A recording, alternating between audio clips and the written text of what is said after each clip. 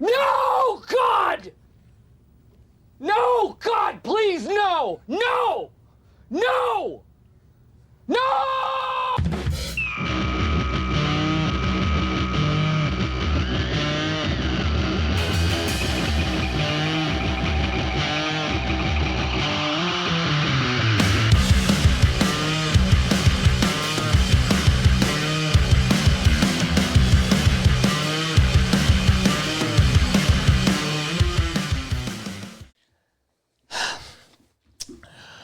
This is an instant reaction episode, and so we're going to be freestyling most of everything today, including this monologue. We probably would have turned the game off somewhere in the middle of the third quarter had we not had this podcast to keep us locked in. That shit was not pretty. And today we have a special guest sitting in for Samir. And so I ask you, LoneStarDaddy, what did we learn about the Bears this week?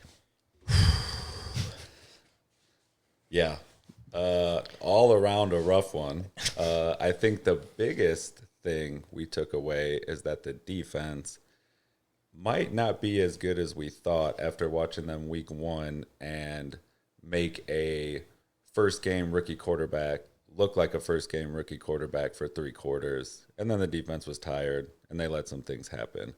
But to literally give up 52 points in an NFL game, I think, yeah, we were watching and Chirag was like, in the second quarter, they might put up 50 this game. That you can't win games like that. And we were also saying too, while we were talking, I was like, even if you told teams like the Ravens, the Bills, the Chiefs, like the highest of the high end of the NFL right now, that a team was going to put up 50 against you today, your chances of winning are extremely, extremely low. So we learned that. I think that was the biggest thing. And I think we did learn that Rome is probably going to be a pretty good wide receiver this year. Yeah, he looked great. And early on, things looked like they were clicking, kind of similar to last week's game. And even early on, I think we said and felt that the offense looked better, even though there was a punt and there was a fumble and then there was that other touchdown. They kind of, those things sort of happen, I guess. Not ideal, but like they didn't seem to necessarily be trending south. Exactly. I feel like you still felt like even with the fumble that they were still moving the ball and Caleb still looked good. And everything was like, okay, we might just have to keep up with them a little bit, but maybe the defense will eventually make a stop, and then it'll be a close game. The defense just didn't make any stops. Yeah. And then especially like the end of the half thing, when we at first thought, oh, they called the half, and it was only 21-14, and we're getting the ball. Yeah. That's a huge win. It probably wouldn't have mattered after we watched the second half anyways, because even if you keep it at 21-14, they probably still ended up getting blown out. But at that moment, that touchdown at the end of the half was just like an absolute killer, because even if you only hold them to 3, you feel like you still got a win for them marching all the way down. The dude made I don't even know what that Tesla whatever. 2 ways. He made an absurd catch. But even if you hold them at 3 there, you're like, okay, we come out in the second half and we score a touchdown and we're down 3 to the Lions, then we got a game. Yeah. And it just went astray completely after that. Yeah, I mean, 7 coming into down 7 or down 10 seems way closer than down 14. And then you do another 3 and out to start the second half. And now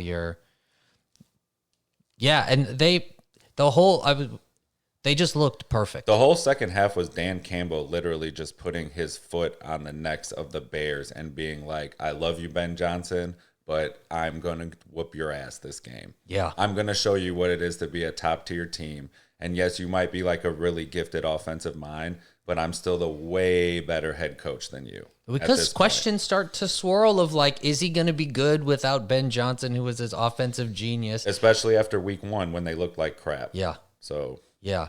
and he said, I'm going to drop. I mean, it was 4th and goal from whatever yard line that was when they went and got that 50th. 4th and 4. And that's why, no, it might have even been from the 5. But either way, when I told you, I was like, if I'm Dan Campbell, I'm going to run the ball down your throat and make you feel even worse. And then you threw a pass to a wide open St. Brown, which he was wide open all game, it seemed like. Jalen Johnson getting hurt. Jalen Johnson and T.J. Edwards both going out in the second half definitely hurt because Jalen Johnson was playing, it seemed like, well until he got hurt again. And that's always going to hurt you if your number one cornerback goes out. But that shouldn't still – a team still shouldn't put up 52 against you. No, they looked really like there was nothing that they can do. Like, and then it just starts to get ugly and it starts to be bad. And then now you just start to feel sad for the other team. Like – I told you, when are they pulling the starters out? I said that at the beginning of the fourth quarter. That's when you know it's really bad. Yeah. And the thing, we're watching the game, and there was 9 or 8 minutes left in the fourth quarter, and they were talking about the Chiefs-Eagles game that was coming up after this. Yeah. If that's going on, you know it's bad. If they can't even talk about the game that's going on anymore because nobody gives a shit, that's when you're at the low of the low at this point. Including the people who are paid to give a shit. Are like, this is what do we take away from? It's concerning at this point. It was just like when you asked me the question. I said you try to not panic before the bye week, but it could be week 2. Yeah, it's pretty much week 2 now that Bears fans are going to be panicking.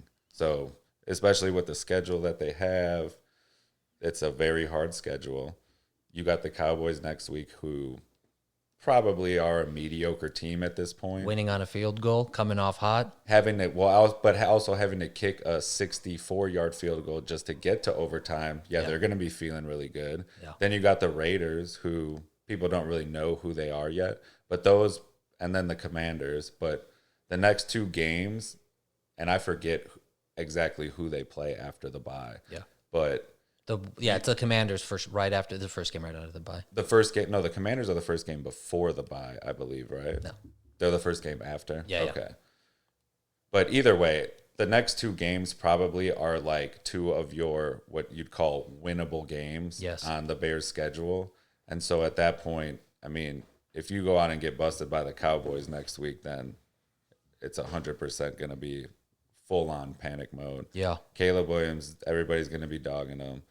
Ben Johnson, can he be a head coach? Which I don't think Ben Johnson really made any drastic mistakes this week like he did last week as a head coach. Yeah. I don't even know what Caleb... I don't even feel... I mean, I don't know if it's the offense's to blame this game, really. I mean, the fumble's not great. Caleb had a really bad pick. There was a lot of, we're about to find reasons to blame the offense, I guess. There was a lot of penalties on the offensive line that was kind of killing drives a little bit or hurt us. He made a bad pick. The fumble isn't helpful. The penalties 100% are very concerning, but you would hope that just because Ben Johnson's offense is new, that could just be a learning curve and maybe those will get cleared up. Yeah. The fumbles are going to happen. It sucks that when it's at, the opponent's 35 or whatever it was, and you're in at least field goal range to get some points. And the Caleb pick, that one's hard because it's, 2nd and 34? Yeah.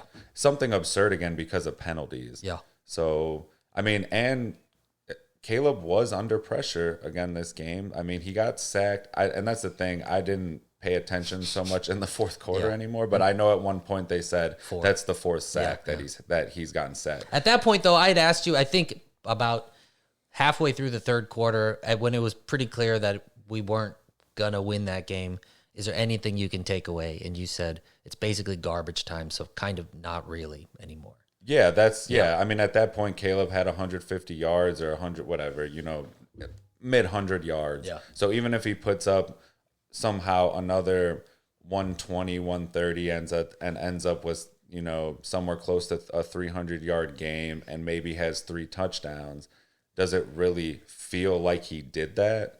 Probably not. Yeah. So, and that did happen a little bit last year too. So his stats were probably a little bit padded last year because he did get some chunk yards and stuff in garbage games last year, garbage time last year. But yeah, I mean, I don't think in any way I would blame Caleb Williams at all that he's the reason that we lost this game. The one pick was a bad pick. He should have thrown it away.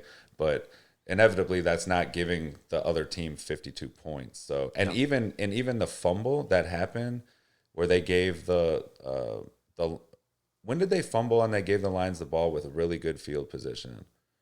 Second quarter? Where they missed the field goal. Remember. Yeah, but either way, so even that, whenever, oh no, it wasn't the fumble. I'm sorry, it was the back-to-back QB sneaks that didn't get you the first down. Right. So you gave them the ball then, and they missed the field goal. So even that kind of like mishap didn't really cost them in that moment. Everything else was them just marching down the field. Yeah, they basically played like they were effectively a perfect team. They had a couple of fuck-ups here and there, but basically not really. The worst thing that happened was Jared Goff couldn't jump into the stands to like party with the fans. Yeah, that's probably the only other takeaway from this game is you realize that St. Brown can jump significantly higher than Jared Goff can to have his touchdown celebration in the stands, which that's a problem when you're talking about what did you learn from the Bears and we're talking about the Lions, what they couldn't do in celebration time. Yeah. So I agree with you. I am trying to still be like, wait till the bye to begin to understand what this team is, because that's what Ben Johnson said, so that's the mark. But I guess the thing that makes it challenging is like we're not trending in a positive direction, and it's going down fast. Like this was arguably worse than last week for different reasons, and that's kind of now begins to be a new way to lose. And it's, without getting too sensationalized, it's just not trending positively. Like we had 2 good drives today, so that's better than 1 good drive. Well, the DeAndre Swift touchdown run drive, that was a good drive too, and that still, I mean, at that point in the third quarter, it was garbage time already, but sure, it was still starters on starters. A defense is never just going to let you score in a football game. So I mean, that's still a good drive. I think the weird part about today and compared to last week is I felt so much worse last week than I did this week, just because the game was never close. You had a game last week you felt like 100% we should have won. We should have been 1-1.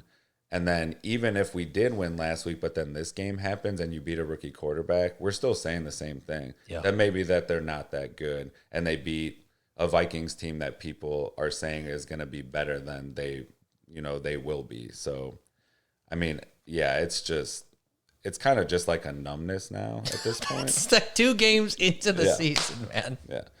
And like we were just talking about before, though, we're 0-2 right now. But let's say somehow we go on and we beat the Cowboys at home next week, and then we beat the Raiders, and then we go into the bye week, and then we come out and somehow we beat the Commanders and we're 3-2. Then everything's okay again, because you're right back where you kind of thought probably where you would be record-wise through those first 5 games anyways. So at this point, it's like, what's going to be the Bears' first win? Is it going to be the Cowboys next week? I really don't think the Cowboys' defense is really bad. Yeah. They're not that good. And the Cowboys' offense probably can be good, but I think they're still trying to figure things out too, because, with Schottenheimer being the new, head man and he's probably the new offensive coordinator, all that stuff too.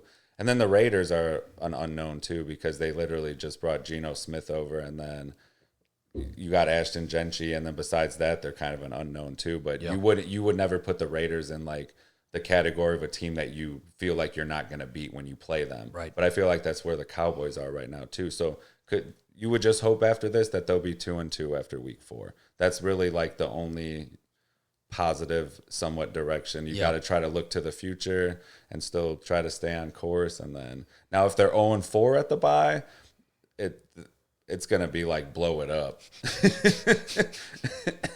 Yeah. Who are we drafting as a quarterback next year? Who does Ben Johnson want? It's going to be, well, that was another thing too today, was the offensive line, what we thought they were going to be again at the beginning of the year, because they looked terrible in week 1. And I think they didn't look that great again today in week 2. Yeah. So the things that we thought we corrected also don't seem like they're being corrected. Yeah. And that's a big problem too. So imagine you're Ben Johnson and you're looking at this team, and now you're 0-2 and you just got blown out by your former team, and you're trying to like help them shake whatever to get ready for next week. What are the, like, how do we prep for this upcoming game? I mean, that's why he gets paid money and I don't, because I don't even know what I would say walking into the locker room after this game. I really don't. Yeah. Like, we're trying to pick and choose like tiny little positives out of this thing. Like, as a head coach of the football team that just got beat 52-21, like I don't think I could pick positives out of this game. There was this comedian Pete Holmes, who's like kind of one of the reasons I started a podcast. He had on his podcast years ago, it said something about burning a day. Like, that day was just so fucking shitty. Like, it's like we need to erase that day and move forward. And like on an individual level, I think it's pretty easy. You know, it's obviously challenging on a big team, but it's almost like that's maybe that, I don't know if that's, it seems like the right amount of extreme in this moment. It's like we really have to figure out a way to start from zero again. But do you also not think that he might have just used that line after last week's game against the Vikings? That could be the problem. Besides him walking in last week and being like, the defense, you played your ass off for 3 quarters and the offense fucked you because they couldn't get off. They just, you know, they couldn't get a first down for you to keep you off the field for a little bit to get some rest. The positives weren't really there last week either. So, I mean, they played it close against a team that was playing a rookie in his first game. Well, I keep saying rookie, but obviously he effectively a rookie in his first game. You pretty much I would expect J.J. McCarthy to look like that through 3 quarters, and then the fourth quarter went the way it did, but there wasn't positives you could that's almost one where you almost, like what you just said, you're going to walk in and say the exact same thing. We need to just forget about this. It is what it is. You know, we don't have that many positives, but things are going to get fixed, but we need to just forget about it. But then how many weeks in a row can you say the same thing before you're like, we might be in some trouble now? And that's the thing too. I don't even think really, you know, road games are always going to be harder. Ben Johnson going into Detroit is always going to be harder, but you can't even really blame like being on the road and just getting busted when having a team put up 52 on you. You can't even really blame that on being on the road. This is just clear distinctions of a team that is very capable and a team that is truly trying to like figure out who the fuck they are. Like, we kind of are completely identityless, and the identity we do have based on so far is not good and confusing and unknown. And so like that's pretty clear. Like that team, just because they've been together for 4+ years, however long Dan Campbell's been there for a long time, so they know kind of their go-tos, they know everything, where we are like in truly discover mode. And to get to, you know, you go into the off season and into the beginning of the season being like, yeah, we got this shit figured out. And then you get to see it. And for like watching this thing kind of figure itself out in real time. And it's just. Sure. And that's the thing too. Literally every single piece of the Bears coaching staff puzzle is brand new this year. Like what they said, even the offensive coordinator for the Lions was a like special offensive assistant for the last 2 or 3 years. I don't remember what it was, but he was still there and he saw how Ben Johnson operated things. So I think, and that's like the biggest thing, like I keep trying to remember, is that like what Stephen A said, that Caleb has had, well, now through 19 games, he's had 3 head coaches. He's had 3 different offensive coordinators. He's had 3 different systems to try to learn.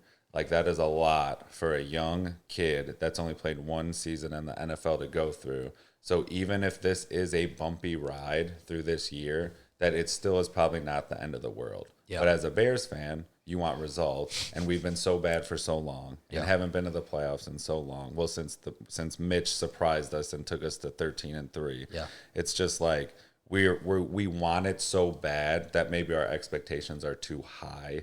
But I don't think that will ever stop is the problem, because like what we talked about before too. Before this year, I said I'm not going to get excited.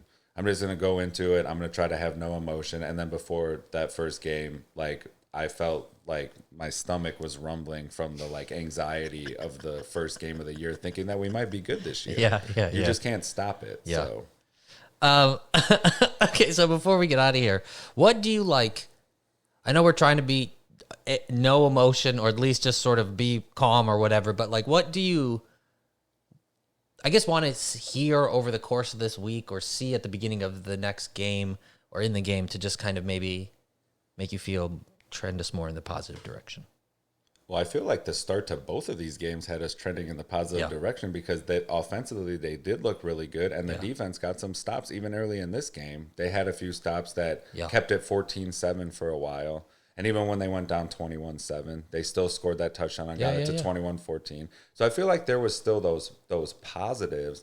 I don't know if there's anything besides just getting a win that could make me feel a lot better at this point. I think that's a good way to put it. And I don't even really care how they win. I don't even really care if it's just like Caleb plays like shit, but the defense gets two turnovers on our side of the field, and it's a short drive. And even if DeAndre Swift has to bust a 30-yard run to get the touchdown, they got to just win a game. And then I think everything will get a little bit better. Yeah. But at this point, it doesn't even matter if Caleb throws for 380 and 4 touchdowns, but they still lose.